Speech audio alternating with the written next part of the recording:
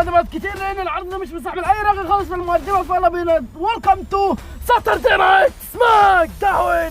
قبل ما نبدا الفيديو بس حابب افكرك ان احنا بدانا في العشر الاواخر في رمضان، وهيكون ليله القدر قريبه ان شاء الله، تقريبا ممكن تكون يوم الجمعه او في اي وقت، ما حدش عارف لحد دلوقتي.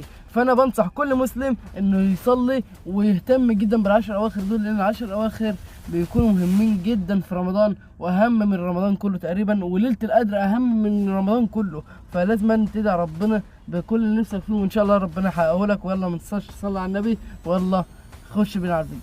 افتح العرض النهارده بدخول ذا راندي اورتن وكيفن اونز ضد فريق بيرت ديدلي، الفريق المعفن ده اللي كله ده. والمفاجأة بعد أداء جامد جدا من فريق راندي اورتن وكيفن اونز. الآن مع المفاجأة. ايه هننفجر ولا ايه؟ لا ولا ايه؟ فاز بيرت ديدلي بعد تدخل من لوجان بول، وبعد ما ضرب كيفن اونز يعني وكده. بعد المباراة راندي اورتن نزل وجاب لوجان بول من تحت الحلبة وقعد يضرب فيه شوية، ولوجان بول اللي هو عالكسفة اللي انت فيها يا حازم. وبعدها راح الموقف بتاع العربيات وقام واخد عربية اجري يا مجدي. ماشي حلو يعني. مش متحمس أوي يعني، مش عارف، بس يلا ماشي حلو.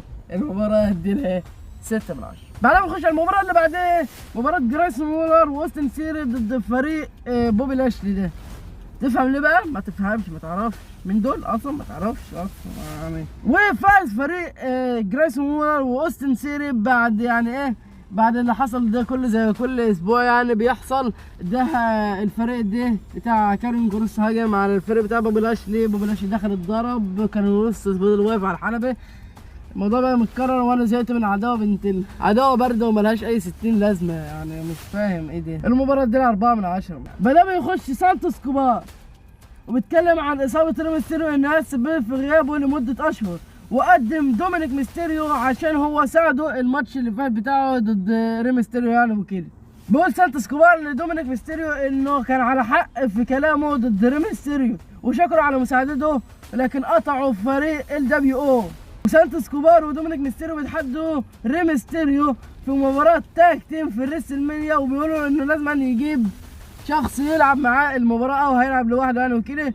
ولكن ري ميستيريو قدم دراجون لي يعني هو الفريق اللي هيلعب سانتوس كوبار ودومينيك ميستيريو في الريسل مانيا. هحجز مباراة تانية يا ابني، هحجز مباراة 5 7 8 9 10. دي المباراة مش كام مش عارف، بس هحجزها يعني. مباراة تاج تيم ري ميستيريو ضد ابنه تاني. كده حطينا كرييتيف بقى عشان تبقى كرييتيف، حط لنا سانتوس كوبار ودراجون لي. يعني هو انا مبسوط صراحة ان دراجون لي يعني ايه هو الشخص اللي هيلعب مع ري ميستيريو، لان انا بحب دراجون لي بالظبط، بيفكرني جدا بري ميستيريو زمان. فانا حابب الموضوع ده، بس يعني ايه الكرييتيف في كده يعني. بعدها بنخش على المباراة اللي بعدها. الفريق ده هو آخر فريق من المتأهلين لمباراة التاج تيم في الريسل مانيا 40، وكده المقاعد كلها اتقفلت، وكده هي دي المباراة بأكملها في الريسل مانيا. بعد ظهر بول هيمن وبيأكد إن اللي زاروك عمله ده كان من أوامر رومان رينز، وجيمي وسولو سكوا هددوا جاي إنه مش هيقدر يروح لريسل أعوذ بالله إبليس ومهمة مانيا، وان دي مهمة سولو سكوا الاسبوع الجاي. بعدها بيخرج ايجي ستايلز وبيقول انه وضع ال نايت في اكبر مكان ممكن يوصل له، وهو الريسل مانيا، اكبر مكان ممكن يوصل له في حياته، وانا متاكد ان هو موجود هنا النهارده.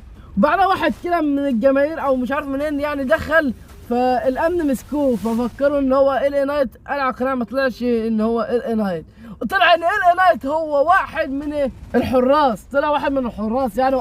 نهارك لذيذ. إيه نهارك لذيذ ده؟ هو قام داخلين ماسكين في بعض يعني وكده، وبتفوق عليه ال نايت، والفقره دي بتروح ل نايت اللي اصلا ايش ستايلز يعني هو كان هرب اصلا يعني. وبيكون العرض خلص على كده. يا سلام، عرض كرييتيف.